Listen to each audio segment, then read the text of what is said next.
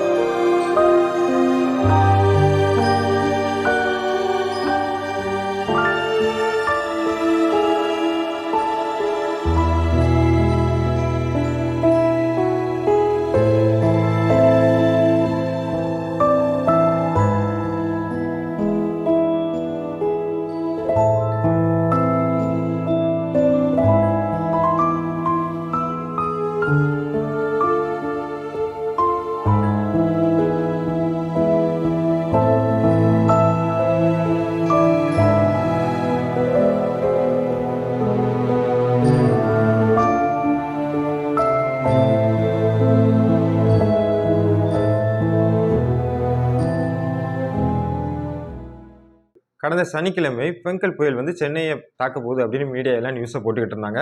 So அந்த டைமில் பார்த்தீங்கன்னா அந்த ஃபெங்கல் புயல் சென்னை அப்புறம் பாண்டிச்சேரி இதுக்கு கேப்பில் கரையை தாண்டி உள்ளே வந்துட்டு. ஸோ சென்னையில் பார்த்தீங்கன்னா போதுமான அளவு மழைப்பொழிவு இருந்துச்சு. ஆங்காங்கே மழைநீர் தேங்கி இருக்கிறத நம்ம பார்த்தோம். ஆனால் எதிர்பார்த்த மாதிரி பாதிப்பு இல்லை, கம்மி தான். ஏன்னா இதுக்கு முன்னாடி சென்னையில் பெரிய அளவில் மழை வெள்ளம்லாம் வந்திருக்கு. அதை கம்பேர் பண்ணும்போது ரொம்ப கம்மி தான். ஆனால் அங்கேருந்து வெளியே வந்த புயல் தன்னோட வேலையை காமிக்க ஆரம்பிச்சு. ஏன்னா புயல் பார்த்தீங்கன்னா கரையை கடந்து வந்ததுக்கப்புறம் மேன்மேலும் அதோட பாதிப்பை உண்டு பண்ணும். ஸோ வேகமாக வீசும், ஓரளவு பாதிப்பை உண்டு பண்ணிவிட்டு அதுக்கப்புறம் தான் படிப்படியாக அது வழிவிலக்கும். அது வரைக்கும் பாதிப்பை உண்டு பண்ணும். அதே மாதிரி பாண்டிச்சேரி, விழுப்புரம், அப்புறம் தருமபுரி, கிருஷ்ணகிரி, சேலம், கடலூர்னு இந்த மாதிரி நிறைய மாவட்டங்கள் அதிக அளவு மழைப்பொழிவை கொடுத்துச்சு. முக்கியமாக திருவண்ணாமலை பற்றி நம்ம சொல்லி ஆகணும். ஸோ திருவண்ணாமலை பார்த்தீங்கன்னா அந்த ஊரில் ஏற்கனவே முன்னெச்சரிக்கையாக நிறைய ஏற்பாடுகள் கவர்மெண்ட் செஞ்சுருந்தாங்க. முகாம்கள் அமைக்கப்பட்டுச்சு. அதே மாதிரி பேரிடர் மீட்பு குழு அவங்கெல்லாம் இருக்க தான் செஞ்சாங்க. ஸோ திருவண்ணாமலையில் இந்த மாதிரி புயல் மழை வெள்ளம் இதுக்கு முன்னாடி வந்திருக்கான்னு பார்த்தீங்கன்னா வந்தது இல்லை. ஸோ திருவண்ணாமலையில் பெய்த மழையில் திருவண்ணாமலை அண்ணாமலையார் மலையை நீங்கள் கேள்விப்பட்டிருப்பீங்க. இந்த கார்த்திகை தீபம் விளக்கெல்லாம் எரியும். ஸோ அந்த மலையில் மழைப்பொழிவு அதிகமாக பொழிஞ்சிருக்கு. அதனால் அந்த மலையில் உள்ள மணல் எல்லாமே லூஸ் ஆக ஆரம்பிச்சிட்டு, அதாவது இறுக்கமான இருந்த அந்த மணல் துகள்கள் எல்லாமே தளர்வை நோக்கி விரிவடைய ஆரம்பிச்சிட்டு. இதனால அந்த மலைக்கு மேலே இருந்த ஒரு பெரிய பாறாங்கல் கிட்டத்தட்ட பார்த்தீங்கன்னா 35,000 கிலோ இருக்குன்னு சொல்கிறாங்க. அந்த கல் வந்து அந்த திருவண்ணாமலை அண்ணாமலையார் மலையிலிருந்து உருண்டு வந்து ஒரு வீட்டுக்கு மேலே விழுது. அந்த வீட்டில் கிட்டத்தட்ட 7 பேர் இருந்திருக்காங்க. ஒரு கணவன், மனைவி, அப்புறம் அவங்களோட 2 குழந்தைகள். அப்புறம் பக்கத்து வீட்டில் உள்ள குழந்தைகள் வந்து விளையாடிட்டு இருந்திருக்காங்க. அந்த டைமில் வந்து மழை வெள்ளம் அதிகமாக வந்திருக்கு. அதனால இவங்க வீட்டுக்குள்ள வந்து அடைக்கலம் புகுந்திருக்காங்க. ஸோ கணவன், மனைவி, அவங்க குழந்தைகள், அதுமாதிரி பக்கத்து வீட்டில் உள்ள குழந்தைகள் மொத்தமாக 7 பேர் இருந்திருக்காங்க. உடனே அந்த இடத்துக்கு பேரிடர் மீட்பு குழுவினர் வராங்க. வந்து கிட்டத்தட்ட 12 மணி நேரமாக போராடி ஒவ்வொரு பாடியாக வெளியே எடுத்திருக்காங்க. அதாவது இடர்பாடுகளை வந்து அகற்றுறாங்க. அப்போ அந்த இடிபாடுகளில் வந்து சிக்கி ஒரு குழந்தையோட உடல் வந்து வருது. கேட்கறதுக்கே எவ்வளோ கஷ்டமாக இருக்குது பாருங்க. அந்த மலையடிவாரத்தில் எப்படி உங்களுக்கு வீடு கட்ட யார் அனுமதி கொடுத்தா? மலையடிவாரத்தில் பார்த்தீங்கன்னா மலை புறம்போக்கு அப்படின்னு சொல்லுவாங்க அந்த இடத்த வந்து. அங்கே வந்து வீடு கட்ட அனுமதியே கிடையாது. அப்போ எத்தனை அதிகாரிகள் இவங்ககிட்ட லஞ்சம் வாங்கிட்டு வீடு கட்ட அனுமதி கொடுத்துருப்பாங்க. அதாவது இந்த வழக்கை நம்ம ரொம்ப டீட்டெயிலாக எடுத்து விசாரித்தோம்னா நிறைய அரசு அதிகாரிகள் தான் சிக்குவாங்க. தாசில்தாரில் இருந்து, விஏஓலேருந்து, ஆர்ஐலேருந்து எல்லாருமே மாட்டுவாங்க. இதே மாதிரி தான் நிறைய இடங்களில் பணம் வாங்கிட்டு, அதாவது தவறுதலாக வீடு கட்ட வந்து இவங்க அனுமதிக்கிறாங்க. இதனால பெரிய பேரிடர்கள் வந்து உருவாகுது. ஸோ திருவண்ணாமலை பார்த்தீங்கன்னா இந்த மழைப்பொழிவு வந்து எதிர்பார்க்காத அளவு பெஞ்சிட்டு, இது வந்து இது வரைக்கும் திருவண்ணாமலையில் இந்த மாதிரி நடந்ததே கிடையாது. ஒரு எதிர்பாராத புயல் மழைப்பொழிவுனால தான் அந்த சம்பவம் வந்து உண்டாயிருக்கு.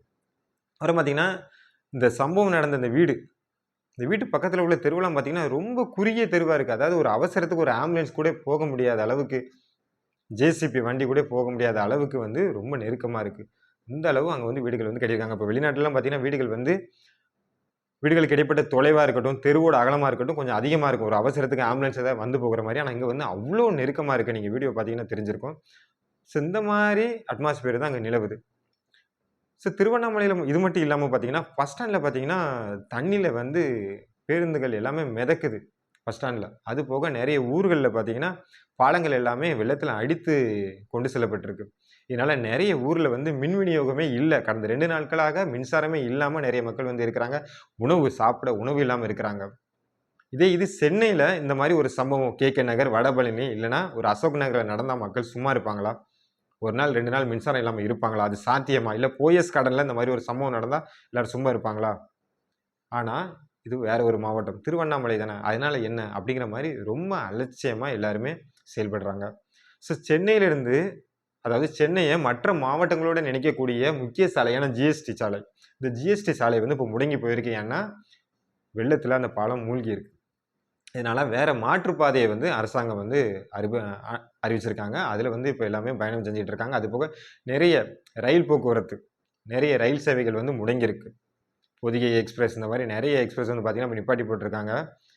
தண்டவாளங்கள் எல்லாமே வெள்ளத்தில் தான் மூழ்கி போயிருக்கு. ஆனால் அந்த நியூஸை வந்து யாருமே அந்தளவுக்கு பெருசாக பேச மாட்டுறாங்க. திருவண்ணாமலையில் அவ்வளவு கொடூரமான சம்பவங்கள்லாம் நடந்துட்டு தான் இருக்குது. ஃப்ரெண்ட்ஸ், நீங்கள் உங்கள் நண்பர்கள் யாராவது திருவண்ணாமலை, கிருஷ்ணகிரி, தருமபுரி, சேலம், கடலூர் இந்த மாதிரி மழை பெய்யக்கூடிய இடத்துல இருந்தாங்கன்னா அவங்கக்கிட்ட ஃபோன் பண்ணி பேசுங்க. அவங்களுக்கு முடிஞ்ச உதவிகளை பண்ணுங்கள். சரி, சென்னையில் இருக்க நண்பர்களாக இருக்கட்டும், எந்த ஊரில் இருக்க நண்பர்களாக இருக்கட்டும், நீங்கள் இந்த வீடியோ பார்த்தீங்கன்னா அவங்களோட நண்பர்களுக்கு ஃபோன் பண்ணி உங்களால் முடிஞ்ச உதவிகளை பண்ணுங்கள். அப்படி பண்ணால் அவங்களுக்கு ஏதாவது ஒரு சின்ன உதவியாக இருந்தாலும் அவங்களுக்கு வந்து ஒரு பெரிய உதவியாக இருக்கும். ஏன்னா இந்த டைமில் அவங்க படுற கஷ்டம் வந்து கொஞ்சம் கொஞ்சம் கிடையாது. ஏன்னா ஒரு பால் பாக்கெட் கிடைக்காது, பிஸ்கட் கிடைக்காது, சாப்பிட உணவு கிடைக்காது. இந்த மாதிரி ரொம்ப கஷ்டப்பட்டு இருக்காங்க. நெட்வொர்க் கிடைக்காது மற்றவங்களை தொடர்பு பண்ணணும்னா. அதனால் உங்களுக்கு முடிந்த உதவிகளை வந்து நீங்கள் செய்யுங்க. இனி உள்ள காலங்களில் இயற்கையை வந்து நம்மளால் கணிக்கவே முடியாது. அதாவது எதிர்பார்த்த மாதிரி மழை பெய்யும்னு நம்ம சொல்ல முடியாது. வானிலை ஆய்வு மையம் வந்து கெஸ் பண்ணி சொல்லுவாங்க. ஆனால் அதை விட எதிர்பார்த்ததை விட அதிகமாக தான் மழை பெய்யும். சேம் டைம் பார்த்தீங்கன்னா வானிலை மாற்றம், கிளைமேட் சேஞ்ச், அதாவது கிளைமேட் வந்து சேஞ்ச் ஆகிட்டு தான் இருக்குது. ஏன்னா கார்பன் மோனாக்சைடோட அளவு வந்து அதிகமாகிட்டே போகுது. ஸோ கார்பன் மோனாக்சைடு அதிகமாகிறதுனால, அதாவது எரிபொருள் நம்ம அதிகமாக பயன்படுத்துறதுனால ஓசோன் படத்தில் வந்து ஓட்டை விழ ஆரம்பிச்சாச்சு. இதனால் மழைப்பொழிவு நம்ம எதிர்பார்த்ததை விட அதிகமாக தான் இனி இருக்கும். இந்த மாதம் இயல்பை விட 31% அதிகமாக மழை பெய்ய போகுது அப்படின்னு நம்ம வானிலை ஆய்வு மையம் வந்து தெரிவிச்சிருக்காங்க. தமிழக அரசாங்கம் உடனடியாக சம்மந்தப்பட்ட இடங்களுக்கு போய் புயல் மழை வெள்ளத்தால் பாதிக்கப்பட்டவங்களுக்கு வந்து உதவிகளை செய்யணும். ஏன்னா நிறைய பேர் சாப்பாடே இல்லாமல் கஷ்டப்பட்டுட்டு இருக்காங்க. அப்புறம் மின்சாரம் சம்மந்தப்பட்ட பிரச்சனைகள் வந்து அவங்க தீர்க்கணும். ஏன்னா நிறைய ஊரில் வந்து பார்த்தீங்கன்னா மின்சாரம் இன்னும் சீராக விநியோகிக்கப்படலை. சேம் டைம் பார்த்தீங்கன்னா திருவண்ணாமலையில் 4 இடங்களில் நிலச்சரிவு, அந்த மலைப்பகுதியில் 4 இடங்களில் நிலச்சரிவு வந்து உண்டாயிருக்கு. இதே மாதிரி ஊட்டி, கொடைக்கானல் இந்த மாதிரி இடங்கள்லையும் நிலச்சரிவு உண்டாவதற்கான வாய்ப்பு ரொம்ப அதிகம். அதனால ஆக்கிரமிப்பு இதை வந்து நீங்கள் அகற்றணும். மலையடிவாரத்தில் குடியிருந்தாங்கன்னா அவங்கள தயவு செய்து வீடை காலி பண்ணி போக சொல்லுங்கள். ஏன்னா வீடு கட்டுறது வந்து சாதாரண விஷயம் இல்லை. ரொம்ப கஷ்டப்பட்டு தான் கட்டுவீங்க. அதை ஒரு கவர்மெண்டால் அப்ரூவ் பண்ண ஒரு இடத்துல வந்து வீடை கட்டுங்க. ஆக்கிரமிப்பு இடங்களில் வந்து வீடை கட்டாதீங்க. நம்ம வயநாடு நிலச்சரிவை பார்த்துருப்போம். அதாவது இன்னும் அதில் உள்ள நிறைய சம்பவங்கள் வந்து நம்ம கண்ணுக்குள்ளே இருக்குது. அவ்வளோ துயரமான சம்பவங்கள்லாம் நம்ம பார்த்தோம். நிறைய பேர் வந்து மண்ணோட மண்ணா இறந்து போனாங்க. ஸோ அதனால் ஆக்கிரமிப்பை வந்து நம்ம தமிழ்நாடு அரசு வந்து அகற்றணும். ஏன்னா சென்னையில் கிட்டத்தட்ட பார்த்தீங்கன்னா வெள்ளச்சரிவில் அதிகமாக வெள்ளம் உருவாக காரணமே அதுதான். ஏன்னா நீர்நிலைகளில் வந்து வீடு கட்டியிருக்காங்க. ஆனால் முழுக்க முழுக்க அரசு அதிகாரிகளோட துணையோடு தான் கட்டியிருக்காங்க. அப்போ அரசு அதிகாரிகளை பிடிச்சி உள்ளே போட்டால் எல்லாமே சரியாயிரும். கிட்டத்தட்ட பல அரசு அதிகாரிகள் வந்து மாட்டுவாங்க இந்த கேஸை எடுத்து நம்ம விசாரித்து பார்த்தோம்னா. ஓகே விவஸ், நாம் திருவண்ணாமலை மற்றும் பிற மாவட்டங்களில் உள்ள மக்களுக்காக நம்ம ப்ரேயர் பண்ணணும். அவங்களுக்கு அதாவது உங்களால் முடிஞ்ச உதவிகளை வந்து அவங்களுக்கு செய்யுங்க. சேம் டைம் பார்த்தீங்கன்னா இறந்து போன 7 பேருக்காக நீங்கள் கண்ணீர் அஞ்சலி செலுத்துங்க. ஓகே விவஸ், நாம் இன்னைக்கு நம்ம வீடியோ எண்டுக்கு வந்துட்டோம். நெக்ஸ்ட் இதே மாதிரி வேறு ஒரு வீடியோவில் நான் உங்களை சந்திக்கிறேன். அதுக்கு முன்னாடி நம்ம சேனலை நீங்கள் ஒன்று சப்ஸ்கிரைப் பண்ணனா சப்ஸ்கிரைப் பண்ணிக்கோங்க. தேங்க்யூ.